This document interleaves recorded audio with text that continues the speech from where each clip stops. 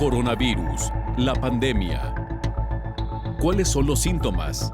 ¿Cómo se transmite? ¿Qué puedo hacer para protegerme y prevenir la propagación de la enfermedad? Nuevo padecimiento que ha encendido las alarmas de los sistemas de salud. Coronavirus, la pandemia. ¿Qué tal? Gracias por acompañarnos. Ya estamos con usted en nuestro programa 543 de Coronavirus, la pandemia, una producción de la Universidad de Guadalajara. Como siempre, agradecidos con todas las televisoras públicas de la República Mexicana y de América Latina y el Caribe que siguen esta transmisión. Le invitamos a que nos acompañe durante la siguiente hora. Y le recordamos que puede hacernos llegar sus comentarios a través de las redes sociales. Nos encuentra como Canal 44 TV, tanto en Facebook como en Twitter. O bien nos puede hacer llegar sus mensajes por la vía de WhatsApp en el 33 22 42 06 90, 33 22 42 06 90. Participe con nosotros y acompáñenos. Nuestro tema central de hoy en Coronavirus, la pandemia, los derechos humanos de las personas con COVID-19. El Centro de Derechos Humanos Francisco de Vitoria presentó el informe que analiza los impactos de la COVID-19 en las juventudes de México. La pandemia generada por SARS-CoV-2, que causa COVID-19, ha provocado una crisis sanitaria, económica y social sin precedentes a nivel mundial y regional. El gobierno de Estados Unidos anunció que las personas que reúnan los requisitos podrán recibir un tercer refuerzo de la vacuna Moderna o Pfizer contra COVID-19. Y la gran mayoría de las personas con presión arterial alta o hipertensión viven en países de ingresos bajos y medios. Esto de acuerdo con un informe de la Organización Mundial de la Salud. Parte de los temas que estaremos ya desglosando con usted en estos momentos. Acompáñenos. La pandemia generada por coronavirus ha provocado una crisis sanitaria, económica y social sin precedentes. Vamos a esto. La pandemia generada por el SARS-CoV-2 que causa la COVID-19 ha provocado una crisis sanitaria, económica y social sin precedentes a nivel mundial y regional. El desarrollo, junto con la aprobación, fabricación y distribución de vacunas seguras y efectivas, son pasos determinantes para enfrentar los riesgos a la vida y a la salud derivados de la pandemia, disminuir la sobrecarga de los sistemas de salud y mitigar los efectos de las medidas de salud pública que han sido implementadas para contener el contagio. Tales medidas han afectado de manera especialmente adversa los derechos humanos de decisión, económicos, sociales, culturales y ambientales. De acuerdo con la Organización de Estados Americanos, el 90% de las personas en países de bajos ingresos no tendrán acceso a ninguna vacuna contra la COVID-19 en este año. En este contexto, para la Comisión Interamericana de Derechos Humanos, es imperativo que se promueva la distribución justa y equitativa de las vacunas y, en particular, hacerlas accesibles y asequibles para los países de medios y bajos ingresos. La equidad debe ser el componente clave no solo entre países, sino también dentro de los países para poder poner fin a la fase aguda de la pandemia, informó Rocío López Fonseca.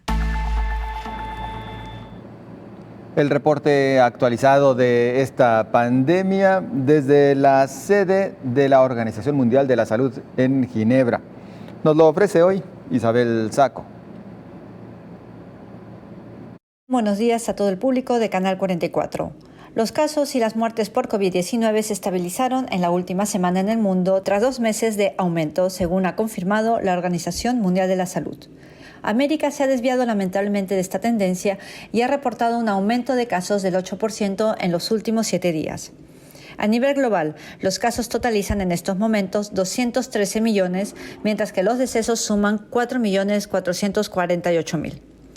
Más allá de la evolución de la pandemia, la atención se está centrando en el curso que han tomado las investigaciones sobre el origen del coronavirus que causa la COVID-19.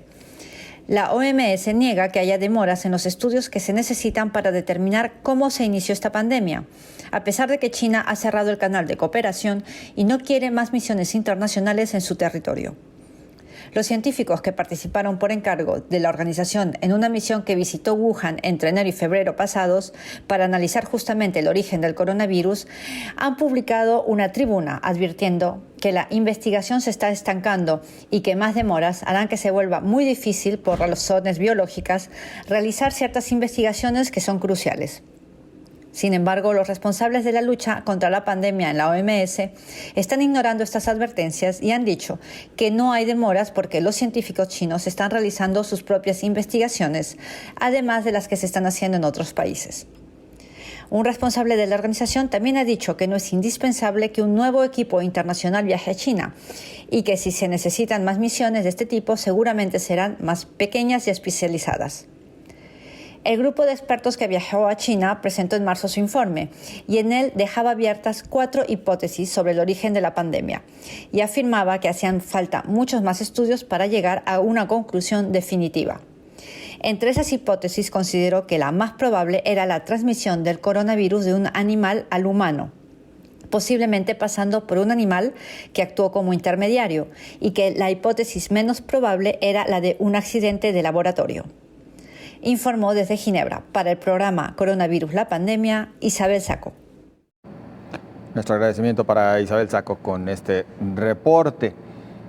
Bueno, en México lamentablemente hubo un nuevo máximo en cuanto a decesos por COVID-19, según el reporte de ayer, un nuevo máximo de fallecimientos. Más adelante le platicamos acerca de ello y por lo pronto, 8 de cada 10 personas que padecen hipertensión viven en países de ingresos bajos y medios. La gran mayoría de las personas con presión arterial alta o hipertensión viven en países de ingresos bajos y medios, según un informe de la Organización Mundial de la Salud. La hipertensión aumenta significativamente los riesgos de enfermedades cardíacas, cerebrales, renales y otros padecimientos. El estudio, codirigido por el Imperial College de Londres, encontró que 8 de cada 10 personas con hipertensión, que son alrededor de 1.000 millones en el mundo, se encuentran en países de ingresos bajos y medios. Los investigadores encontraron que Canadá, Perú y Suiza tenían una de las prevalencias más bajas de hipertensión en el mundo en 2019, mientras que algunas de las tasas más altas fueron en República Dominicana, Jamaica y Paraguay para las mujeres, y Hungría, Paraguay y Polonia para los hombres. Aunque es sencillo diagnosticar la hipertensión y relativamente fácil tratar la afección con medicamentos de bajo costo, el estudio reveló importantes lagunas en el diagnóstico y tratamiento. Aproximadamente 580 millones de personas con hipertensión desconocían su condición porque nunca fueron diagnosticadas. Por otra parte, unos 720 millones de personas ni siquiera estaban recibiendo el tratamiento que necesitaban, es decir, más de la mitad de personas con hipertensión. Los hombres y mujeres en Canadá, Islandia y la República de Corea tenían más probabilidades de recibir medicación para tratar y controlar su hipertensión, y más del 70% de las personas con la afección recibieron tratamiento en 2019. Casi medio siglo después de que se comenzó a tratar esta enfermedad, que es fácil de diagnosticar y tratar con medicamentos de bajo costo, es una falla de salud pública que las personas no estén recibiendo el tratamiento, señaló el autor principal del estudio y profesor de salud ambiental global en la Escuela de Salud Pública del Imperial College de Londres, Majid Esati. Informó Elizabeth Ortiz. Hace un par de días dábamos cuenta en México de la vacunación de una pequeñita de 13 años. Esto en Baja California Sur, debido a que sus padres recurrieron a un amparo ante el inminente regreso a clases. Decían pues que buscaban ellos que su pequeñita estuviera protegida. De ahí el que se le concedió dicho amparo a los papás y ella fue vacunada. Pero ¿qué hay con otros incluso más pequeños? ¿Se pueden o no vacunar? Por lo pronto, déjele platicamos que en Cuba, una niña de 7 años recibió la tercera dosis de la vacuna anti-COVID Soberana. Todo esto dentro de un ensayo clínico pediátrico. La reina de la lista de los caramelos. Un recibimiento con payasos en el Hospital Pediátrico Juan Manuel Márquez de La Habana. En este sitio, un grupo de 350 niños y 18 adolescentes de entre 3 y 18 años participan en el ensayo clínico pediátrico de la vacuna anticovid Soberana, uno de los candidatos vacunales que se desarrollan en Cuba. Luego de haber recibido 2 dosis de Soberana 2, el grupo fue inmunizado el martes con una tercera inyección de Soberana Plus para terminar con el esquema de vacunación. Un seguimiento estrecho de estos muchachos durante su proceso de reclutamiento, de seguimiento del estudio, posterior a los mismos. O sea que estamos convencidos que es un éxito, es un sueño hecho realidad para nuestros niños, para los adolescentes y para todos los niños del mundo. Cuba, único país latinoamericano en contar con vacunas propias, dispone de Abdala, además de Soberana 2 y Soberana Plus, que hasta ahora no han sido reconocidas por la Organización Mundial de la Salud. Hasta inicios de agosto, más de 95,000 menores se habían contagiado por COVID-19 en Cuba y 7 fallecieron, según el Ministerio de Salud Pública. Esas cifras impulsaron el ensayo pediátrico cuando la isla sufre otro pico de la enfermedad. No solamente en el mundo, en nuestro país, hay niños que han llegado a estados críticos, hay niños que han fallecido desgraciadamente, las secuelas que da la enfermedad, y llevar a una protección a los niños para evitar que lleguen a formas graves de la enfermedad, a secuelas después que puedan atentar con la calidad de vida de estos niños y sobre todo la muerte, evitar la muerte es algo muy importante. Los niños dejaron de asistir a clases presenciales. El gobierno ha dicho que volverán a sus escuelas cuando haya condiciones. Sí, he conocido adolescentes que han sufrido la enfermedad, han tenido algunas afectaciones, todavía las tienen, aunque ya han pasado la enfermedad, y por eso es que también queremos estar en este ensayo clínico para que ya eso no suceda más. Porque le tenemos mucha fe a los científicos cubanos porque han tenido mucho progreso, porque además estamos muy instruidos con el papá de las niñas y sabemos a lo que estamos sometiéndonos. Los ensayos clínicos de vacunación también están en curso en otros países. En Estados Unidos o Israel ya está en marcha la vacunación en adolescentes bajo autorización de uso de emergencia. Aún se esperan datos de investigaciones sobre inmunización a menores de 12 años hacia finales de año. Y hablando de terceras dosis, aunque la Organización Mundial de la Salud ha hecho un llamado para que los países desarrollados esperen por lo menos 2 meses para comenzar con este programa de aplicación de terceras dosis y en todo caso apoyen a aquellas naciones que están más rezagadas en cuanto a vacunar a sus habitantes. Bueno, pues ya se está anunciando que aquellas personas que reúnan los requisitos podrán sí recibir un tercer refuerzo, tanto de las vacunas Moderna como Pfizer. El gobierno de Estados Unidos anunció que las personas que reúnan los requisitos podrán recibir un tercer refuerzo de las vacunas Moderna o Pfizer contra la COVID-19 en un momento en el que menos del 2% de las personas en los países de bajos ingresos han recibido al menos una dosis de alguna vacuna. Israel, Francia, Alemania y el Reino Unido han empezado a dar refuerzos o tienen planeado hacerlo. La Organización Mundial de la Salud se pronunció y pidió una vez más postergar esta posibilidad de una tercera dosis para su población. El director general del organismo internacional, Tedros Adhanom, insistió en que no se puede aceptar que países que ya han usado la mayor parte de las existencias globales de vacunas utilicen más. La puja por los refuerzos es otra faceta más del nefasto panorama de escasez y desigualdad global en relación con las vacunas. La realidad sigue siendo estremecedora en un momento en que la variante Delta devasta a poblaciones que no tienen acceso a vacunas y diezma los sistemas sanitarios. Si bien los científicos han logrado desarrollar vacunas a una velocidad sin precedentes, la forma en que actúan muchos de los gobiernos y las compañías farmacéuticas más ricas siguen atentando contra el acceso universal, equitativo y asequible a esas vacunas. Los gobiernos han invertido fondos públicos por decenas de miles de millones de dólares en el desarrollo de vacunas. Sin embargo, hasta el momento no han cooperado ni compartido los beneficios de la investigación científica a nivel internacional. El derecho internacional de los derechos humanos obliga a los gobiernos a abstenerse de medidas que frustren los esfuerzos de otros gobiernos orientados a cumplir con sus obligaciones de derechos humanos, incluso al momento de negociar acuerdos internacionales o participar en decisiones como miembros de organizaciones internacionales, informó Rocío López Fonseca. Permítanos una breve pausa, continuaremos con usted. Mucha más información.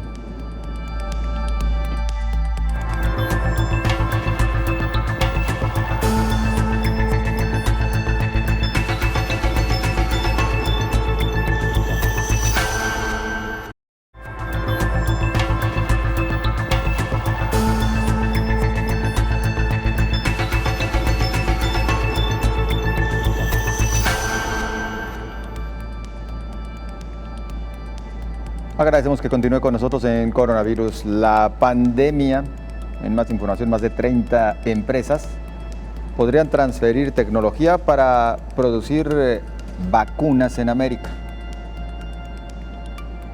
La directora de la Organización Panamericana de la Salud, Carissa Etienne, dijo que la grave escasez de vacunas COVID-19 en América Latina y el Caribe es una llamada de atención para una mayor producción y anunció el inicio de una nueva plataforma para alcanzar este objetivo. Por ello, este organismo internacional lanzará una plataforma para impulsar los esfuerzos regionales en la fabricación de vacunas, comenzando con la primera de una serie de reuniones para promover una mayor coordinación entre los países y para reclutar socios del sector público y privado para convertir esta idea en una realidad. La producción limitada y la distribución desigual de las vacunas comprometen la respuesta pandémica de la región y ponen la salud pública en un riesgo muy alto, advirtió. La dependencia de las importaciones hace que América Latina y el Caribe sea más vulnerable. Es una región que importa 10 veces más productos farmacéuticos de los que producimos, dijo. El 27 de agosto, líderes de instituciones financieras globales, gobiernos y agencias de salud pública se reunirán para discutir la plataforma, que fomentará la investigación e incentivará el desarrollo y la fabricación de tecnologías sanitarias. La OPS trabaja para llevar la tecnología de la vacuna de ARN mensajero altamente eficaz en la región. Hasta el momento, más de 30 empresas e instituciones públicas y privadas han expresado su deseo de participar en la transferencia de tecnología y el organismo internacional está en el proceso de identificar las propuestas más prometedoras. Solo alrededor de 23% de las personas en la región se han vacunado por completo y en muchos países la cobertura es mucho menor, informó Elizabeth Ortiz. Bueno, y a propósito de las vacunas, algunos investigadores comienzan a estudiar vacunas combinadas entre COVID-19 e influenza. Aunque en la actualidad se desconoce todavía si se debe vacunar o no contra la COVID cada año, ya hay investigaciones que comenzaron a estudiar vacunas combinadas, es decir, vacunas que contengan la protección contra la COVID-19, pero también contra la influenza.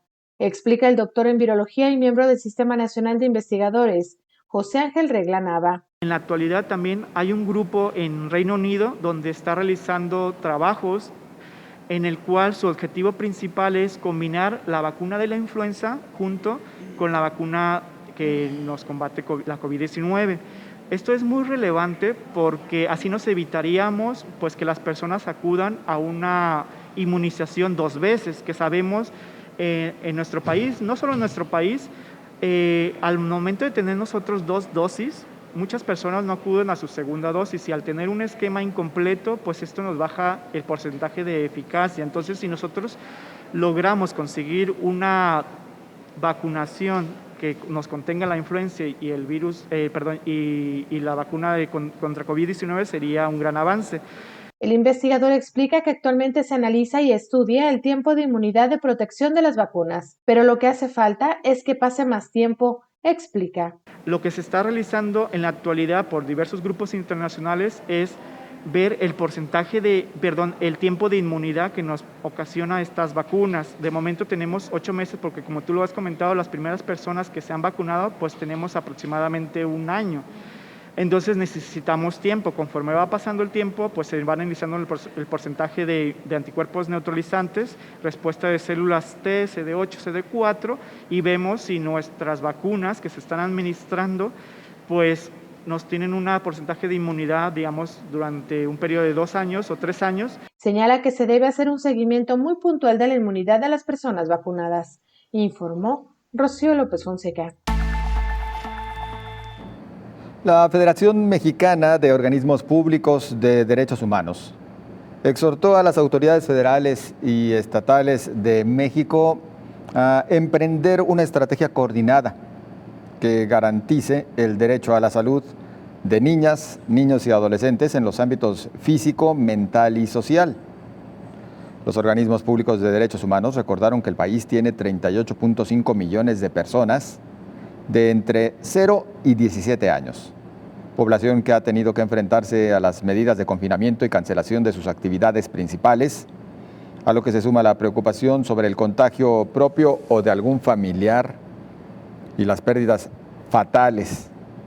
Los integrantes de la Federación Mexicana de Organismos Públicos de Derechos Humanos Llamaron a las autoridades a considerar que buena parte, esto es del 30.8% de la población del país, puede estar sufriendo ansiedad y tristeza, así como problemas de alimentación ante la precariedad económica que la pandemia ha generado en los ingresos familiares.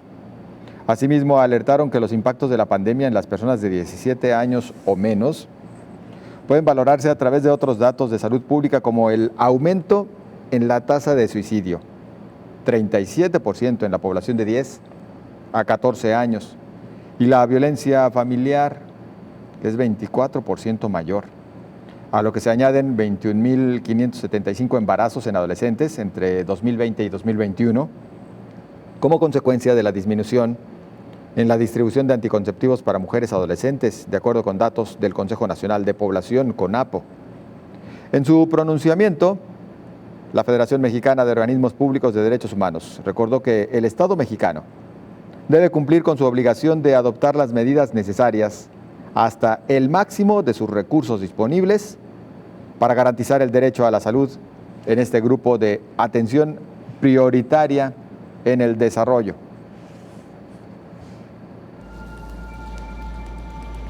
Bien más, hasta el día de hoy las empresas no pueden obligar a los trabajadores a vacunarse contra COVID-19, esto en México. Por el momento, en México, las empresas no pueden obligar a los trabajadores a vacunarse contra la COVID-19, como sucede en países como Italia y Estados Unidos, debido a que en el país se carece de normas al respecto o no están muy claras. Sin embargo, cada vez más hay la posibilidad de que sea un requisito. Especialistas en derecho laboral en México explican que en la ley, en el artículo 47 de la Ley Federal del Trabajo, se establecen las causas de rescisión del contrato de trabajo sin responsabilidad para el patrón, y una de esas causas es que el trabajador se niegue a utilizar las medidas preventivas para evitar accidentes y enfermedades. Esto significa que si el trabajador decide no someterse al esquema de vacunación, no llevar un comprobante, y si el empleador le solicita el comprobante, el trabajador tiene que cumplir con esta solicitud. De lo contrario, podría el empleador rescindir el contrato con causa justificada, ya que en el artículo 134 se establecen las obligaciones de los trabajadores. En Italia, se ordenó que todos los profesores deben estar vacunados. De no ser así, la relación laboral quedará suspendida sin goce de sueldo. También los trabajadores de la salud deben estar vacunados. De no ser así, no podrán regresar a sus puestos de trabajo. De esta manera, cada vez más naciones se unen a la exigencia de estar vacunados para seguir en sus trabajos, informó Rocío López Fonseca. Esto nos lleva a recordar que en el caso de Estados Unidos se giró ya una instrucción para que todos los elementos del ejército, todos, por obligatoriedad, deban vacunarse. Esto en los Estados Unidos. Bueno, y en más información, más de 3,000 personas de todo el mundo han demandado a China y a la Organización Mundial de la Salud. A la nación se le culpa por haber activado el virus COVID-19 en humanos y al organismo por no poder controlar ni frenar la pandemia. Los oficios señalan daños materiales como pérdida de ingresos, gastos médicos, gastos de la víctima ante el encubrimiento de las autoridades o falta de investigación, así como daños morales ante el aislamiento, padecimiento de miedo, angustia, ansiedad e impotencia a raíz del contagio. Ahora se sabe que será complicado resolver estos casos, ya que no existen antecedentes históricos de denuncia, por lo que las víctimas podrían esperar hasta 5 años para obtener resultados finales. Han transcurrido casi 2 años desde el primer caso de coronavirus. Al día de hoy, se han calculado más de 4 millones de decesos a nivel mundial y 213 millones de contagios, en donde 47% de las víctimas fatales corresponden a América, el 28% a Europa, 19.5% a Asia y el 1.5% a Oceanía. Hasta mediados de agosto, los reportes oficiales de cada país confirman que en Estados Unidos hubo 36.306.724 infectados, así como 619.093 muertes, mientras que Argentina registró 5.080.908 casos y 108.936 fallecidos. Por su parte, México arrojó 3.101.266 positivos y 248.380 decesos. Continuamos con ustedes en un par de minutos.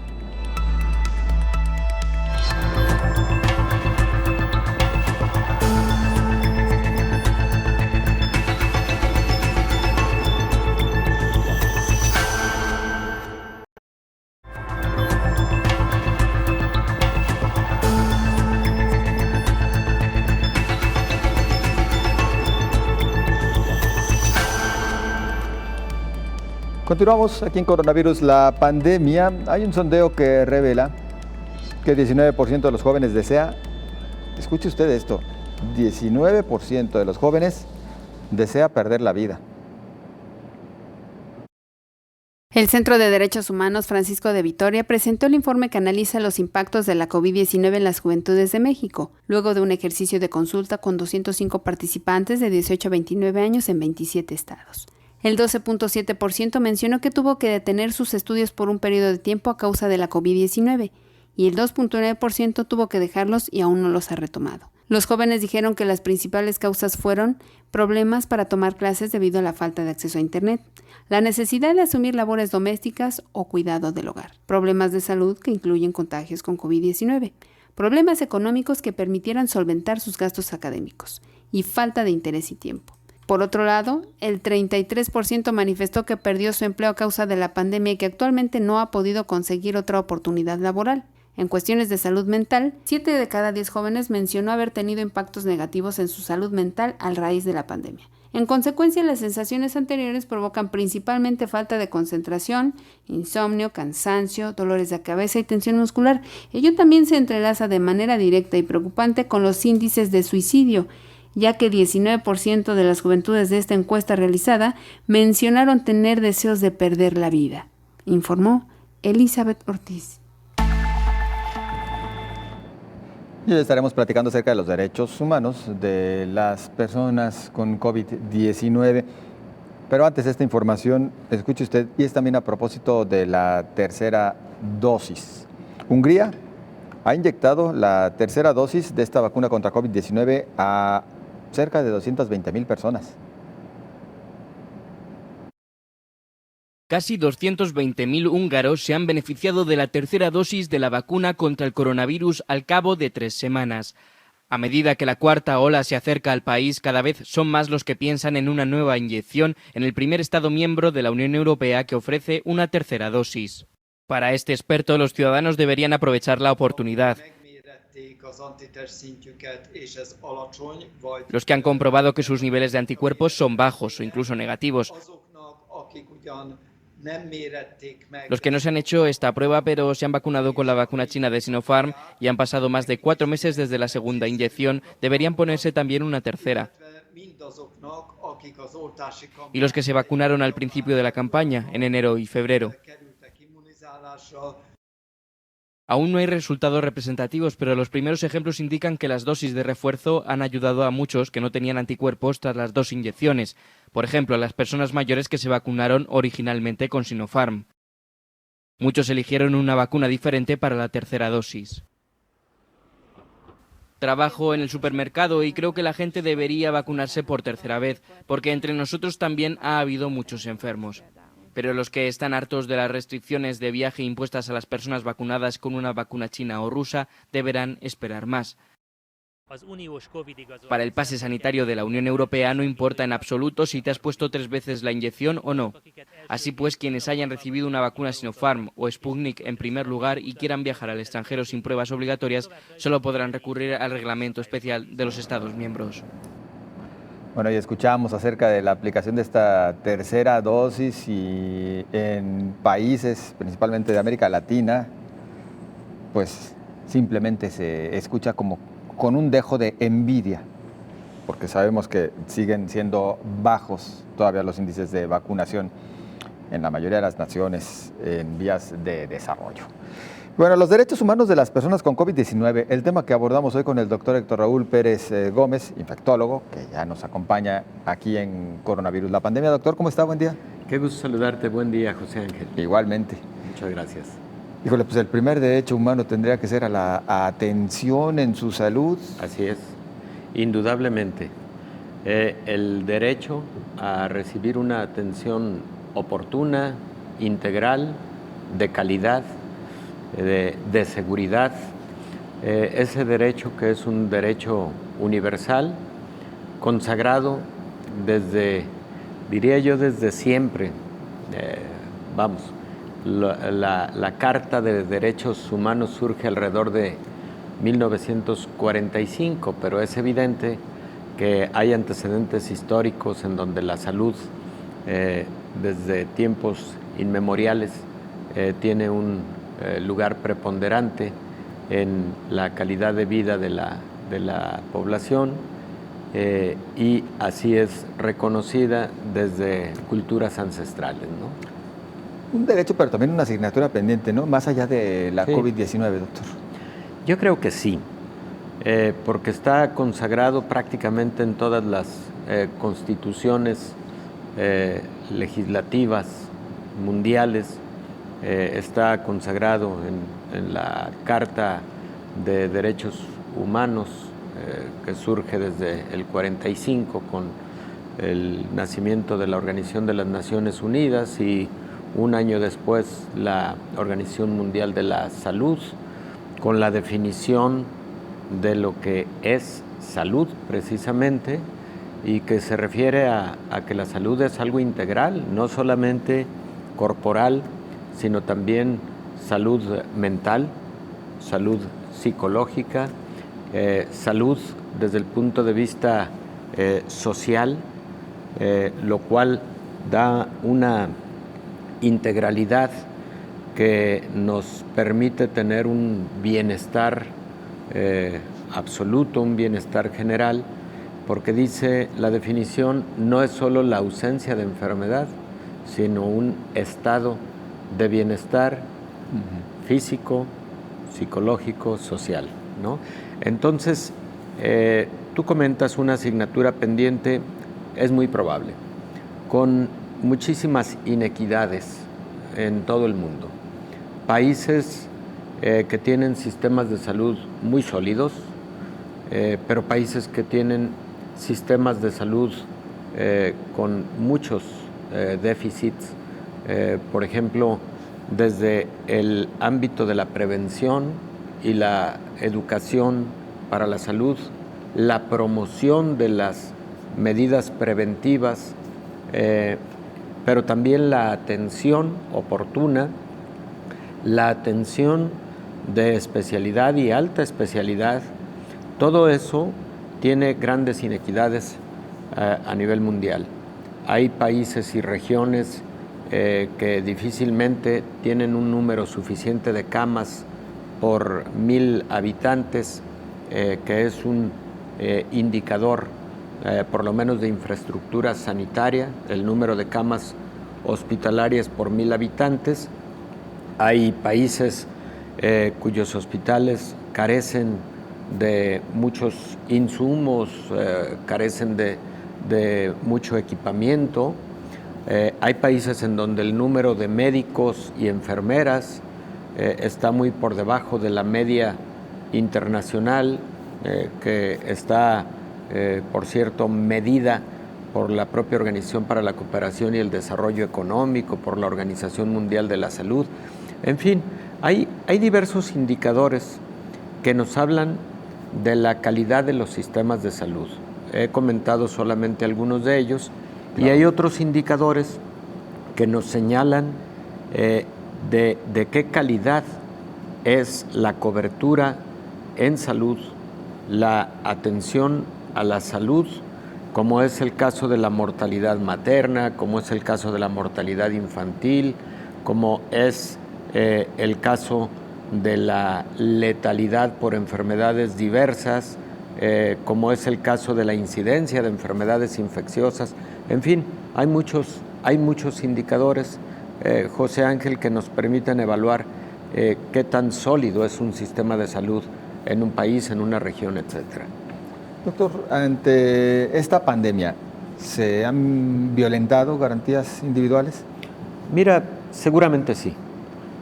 no tengo la menor duda, porque podríamos considerar que incluso una garantía individual violentada podría ser la no eficiencia o la no cobertura total para poder brindar de forma óptima esos servicios hospitalarios que requiere un determinado paciente. Claro. Por ejemplo, cuando se saturan los hospitales y un paciente no tiene un espacio para recibir atención por COVID-19, pues de alguna manera se está violentando un derecho humano. Claro. Ahora, lamentablemente, ha sido de tal magnitud la pandemia que ha rebasado a la mayor parte de sistemas de salud en el mundo. En el mundo entero. Habíamos pensado que países como los países europeos, Gran Bretaña, no iban a tener graves problemas en cuanto a la infraestructura hospitalaria instalada para poder atender a toda esta cantidad de pacientes. Y no fue así, se vieron rebasados en diversos momentos. Francia, Italia. Italia fue el segundo epicentro de la pandemia de COVID-19. Así es. ¿Y qué es lo que vimos en algunas de las regiones más afectadas? Como por ejemplo la región de Bérgamo, que fue el segundo epicentro de la pandemia, que no tenían espacio donde hospitalizar. Así es. Lo vimos en Francia, lo vimos para Inglaterra, lo hemos visto para países de América Latina. En su momento también algunos países asiáticos llegaron a tener serios problemas para poder tener camas disponibles para la atención de pacientes graves, ¿no? Claro. Entonces, que si el no tener un sistema de salud suficiente para poder atender una contingencia de esta naturaleza podría considerarse violatorio de los derechos humanos, pues sí. Entonces esto nos debe llevar a un aprendizaje, el de prepararnos mejor en los sistemas de salud, no solo para atender lo cotidiano, sino también para atender contingencias que pueden presentarse en cualquier momento, José Ángel. Y más allá de los derechos de los pacientes con COVID-19, doctor, me parece que cuando hablamos justamente de esto, de derechos humanos ante la pandemia, sí tendríamos que referir cómo pues, se debe ahondar en la discusión, el análisis y en la definición a seguir cuando se presentan pues, momentos como este que estamos viviendo a nivel global. Y me refiero a cómo ha habido, quienes patalean porque dicen están violentando mis derechos humanos, mi derecho al libre tránsito, están violentando mi derecho a decidir si me vacuno o no, están violentando mi derecho a usar o no el cubrebocas en espacios públicos o en el transporte, etcétera, etcétera. Uh-huh. Como que ahí sí tendríamos que comenzar a definir a nivel global un nuevo protocolo, ¿no? Definitivamente, y claro que es una reflexión escabrosa, es una discusión difícil. Por principio de cuentas, no creo que haya una persona en el mundo que haya sido obligada a vacunarse, ¿no? Ha sido todo información para lograr que por propia voluntad. Que se convenza, claro. Pero ha habido otros momentos, por ejemplo, lo relativo al uso de cubrebocas, que ha sido debatible, etcétera, y que si quieres en un momento hacemos más comentarios. Por supuesto que sí, porque tenemos que ir a esta breve pausa, claro pero sí. Continuamos enseguida, no se vaya.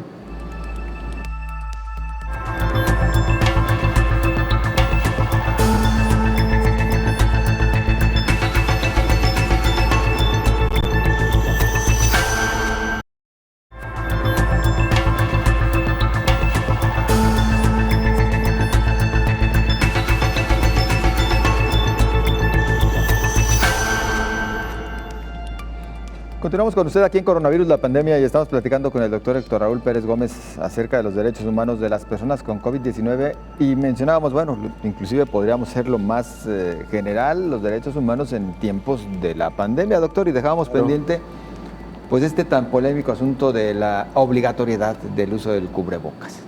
Sí, mira, muy pronto, desde el inicio de la pandemia, fue definido a través de estudios bien controlados, estudios científicos, la utilidad del cubrebocas, tanto para quien porta enfermedad y evidentemente para quienes tienen un contacto con el paciente con la enfermedad. El uso de cubrebocas protege en general a las personas por arriba del 95% cuando es un uso adecuado y están portándolo ambos convivientes. El uso de cubrebocas, entonces, habiendo sido definido como una herramienta básica para la prevención y para el control del COVID-19, entonces se ha vuelto de uso obligatorio en diferentes escenarios. Hemos visto momentos en los que el obligar a su uso ha generado discusiones y ha generado hasta serios problemas de violencia que son inconvenientes a todas luces, pero el trabajo fundamental será seguir insistiendo con información con la población para que el uso de cubrebocas sea racional y sustentado en toda esta información y sea bajo la conciencia de lo que me beneficia y beneficia a los demás. Por otro lado, hay situaciones en donde se prohíbe el acceso a personas sin uso de cubrebocas por el bien común, y hay que recordar que el bien común, el bien colectivo está por arriba del bien individual o de la decisión individual. Entonces, a mí me parece que es perfectamente justificado que a un determinado evento se le prohíba el acceso a alguien que ha decidido no utilizar cubrebocas cuando está poniendo en riesgo a los demás, y más en tiempos de pandemia. Claro. Hay asuntos, José Ángel, que sabemos que son hasta de seguridad nacional y de seguridad internacional. Cuando hablamos de seguridad, a veces pensamos solamente en elementos de delitos violentos o de eventos belicosos, ¿no? Seguridad nacional también implica la seguridad sanitaria. Claro. Y la seguridad sanitaria en tiempos de pandemia, y más con la duración que ha tenido esta enfermedad y los impactos que ha tenido en todo el mundo, representa una prioridad hoy por hoy. Y si el uso de cubrebocas es una herramienta básica, bueno, pues que creo que se tienen que tomar por parte de todos los países las medidas adecuadas, sin violencia, sin uso de coercitividad, para lograr el propósito de mayor uso generalizado de cubrebocas. Doctor, ya que estamos hablando del cubrebocas, quisiera hacer un paréntesis para preguntar en el caso de los menores, y muy a propósito del ya cercano regreso a clases en México. Estamos a unos días del regreso a las aulas y bueno, pues ya ha vuelto toda una polémica. De hecho, comparto, ayer en uno de los estados de la República Mexicana, un gobernador difundió en sus redes sociales una fotografía en la que están él, su señora esposa y con su pequeñita de preescolar que ya va a la escuela y bueno, ella está emocionada y nosotros contentos también. En la fotografía aparece la pequeña sin cubrebocas. En automático en las redes sociales le empezaron a cuestionar a ese gobernador, oiga, ¿cómo que la niña sin cubrebocas? ¿Obligatorio o no para los pequeñitos, incluso menores de 5 años? Menores de 3 años no, por motivos sanitarios. Se recomienda el uso de cubrebocas de los 3 años en delante, y es que el riesgo de que por algún mal uso pudiera un pequeñito tener asfixia o casi asfixia por el uso inapropiado de un cubrebocas es lo que ha llevado a la definición de que el cubrebocas es obligatorio a partir de los 3 años, no antes. En los niños más pequeños la distancia entre persona y persona es fundamental. A veces difícil de lograr. Los niños lo que quieren es abrazar a sus compañeros, lo que quieren es jugar con sus compañeros, jugar de cerca, tener ese contacto, socializar. Entonces va a ser todo un reto para los docentes el lograr mantener la distancia de todos estos pequeñitos, pero se tiene que hacer ese esfuerzo invariablemente. Y ya en mayores de 3 años de edad, sí, el uso adecuado de cubrebocas. Un cubrebocas, por cierto, que sea adecuado para la edad, porque un cubrebocas grande sí, pues, claro, puede, además de quedar flojo y no cumplir con su función, resulta peor el remedio. Sí, efectivamente, tiene que ser un cubrebocas de tamaño adecuado, que además tenga los cordones o tirantes con suficiente tensión para que haya buen adosamiento de la superficie precisamente a la piel facial, y con el ajustador que va hacia la nariz perfectamente adosado, adherido, claro, para que funcione adecuadamente el cubrebocas. Será un súper reto para los maestros, ¿no? El lograr que los pequeños conserven el cubrebocas durante todo el día, durante todo el periodo de clase. Efectivamente, esa es la situación. Yo creo que ahí los docentes van a tener que ingeniárselas para que en momentos los niños puedan descansar un poco, a lo mejor de forma alternada. Probablemente una de las estrategias es que los recreos los espacios de descanso sean escalonados también, y si son espacios abiertos, los dispuestos para estos descansos, bueno, que permitan tal espacio entre persona y persona que en momentos los niños puedan descansar un poco del uso del cubrebocas, ¿no? Bueno, me comentan que la niña de ese gobernador tiene 5 años. Debería 5 usar años, entonces debe usar cubrebocas, claro. Doctor, cuando estamos hablando justo de este regreso a clases, los expertos dicen seguramente sí habrá un aumento de contagios. De hecho, por ejemplo, la experiencia en otros países, tanto de Europa como en el vecino país del norte, Estados Unidos, pues refirió que apenas regresaron a las aulas y aumentaron los contagios, inclusive en los pequeños, de tal suerte que en Estados Unidos inclusive ya están dando marcha atrás a esta medida del regreso a clases. ¿Qué podemos prever? Fíjate, José Ángel, que ha ocurrido en países europeos. Lo vimos en Francia, lo vimos en Inglaterra. Retorno a actividades escolares presenciales y muy pronto un incremento en el número de casos de COVID. Esto ocurrió allá por los meses de junio, julio del año pasado, del 2020, de hecho desde mayo, y ha sido casi una constante. Entonces, sí, el retorno a actividades escolares presenciales puede ser un riesgo.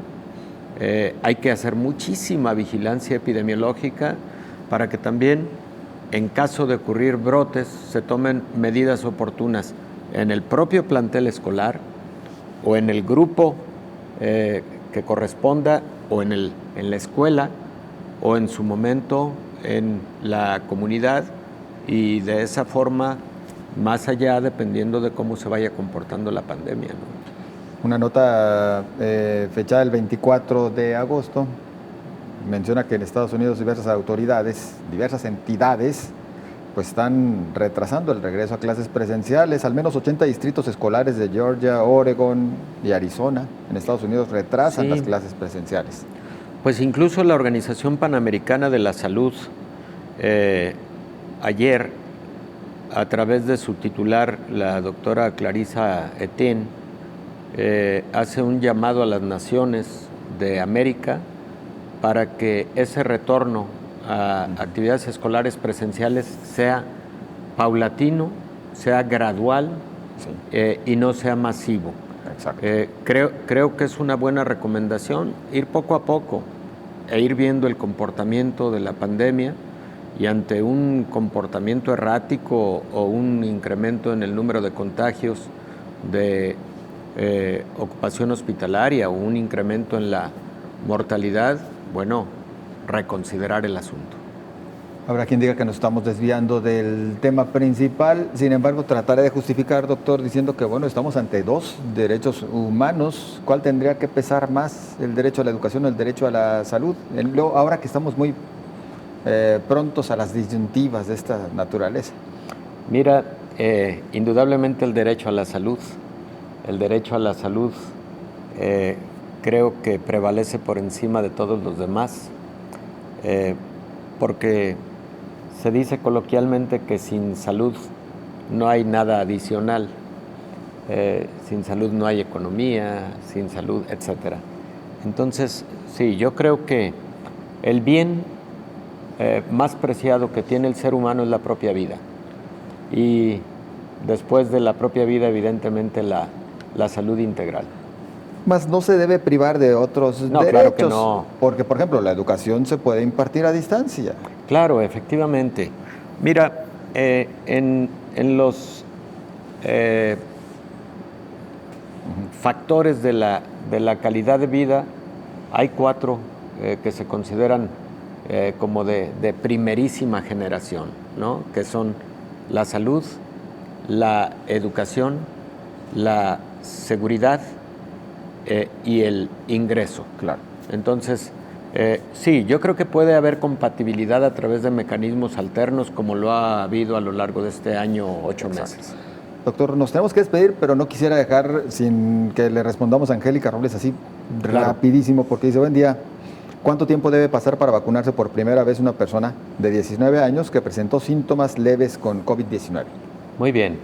Síntomas leves, historia natural de la enfermedad alrededor de 15 días como máximo, y una vez que concluyeron esos 15 días a partir del inicio de los síntomas, fue un COVID leve, 15 días después de haber concluido ese periodo ya se puede vacunar. Es decir, a los 30 días del primer síntoma. Muy bien. Doctor, muchas gracias. Con todo gusto, José Ángel. Muy amable, y gracias a usted también por su amable compañía. Nos vemos y nos escuchamos mañana.